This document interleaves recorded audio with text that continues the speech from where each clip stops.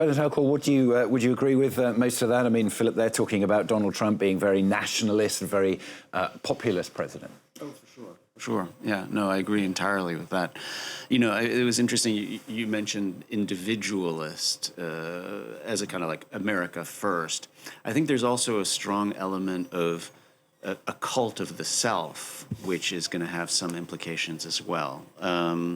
I think that he is extremely focused on his own person, and I think that is likely to have some interesting and unpredictable consequences in terms of who he will be able to have by his side, how long he keeps people by his side, and whether whether he'll be able to create a team or whether it will really be entirely focused on his cult, the cult of the self. And I think that will have some important implications. I think certainly it translates into an America First position, because that's the way that he is identifying it from a populist perspective. But I think that there will also be serious questions about him trying to burn his image in history, right? And that's unpredictable. What is it about that cult, do you think? I mean, what is it that attracts people? What do people like when they see Donald Trump?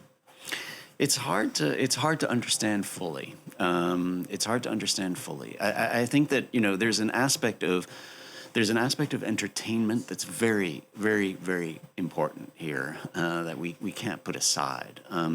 You know, Trump is in the mold of a kind of a cage fighter, a boxer, a worldwide wrestler type, which has its own kind of identity in the American context. But he's very much of an entertainer, right? And it's interesting to realize that there have been many entertainers who have had important roles in presidencies. I mean, Ronald Reagan in governorships, Schwarzenegger, and now of course Donald Trump, who constantly plays the role of the actor in The Apprentice, right?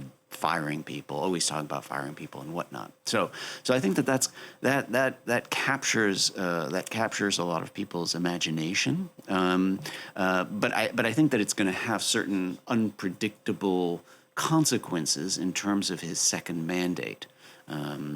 We shall see. Thanks very much for coming in and talking to us today on the programme. Bernard Harcourt, Professor of Law at the University of Columbia in New York and at the School of Advanced Studies in Social Sciences here in Paris. Thanks very much for your time here on France 24.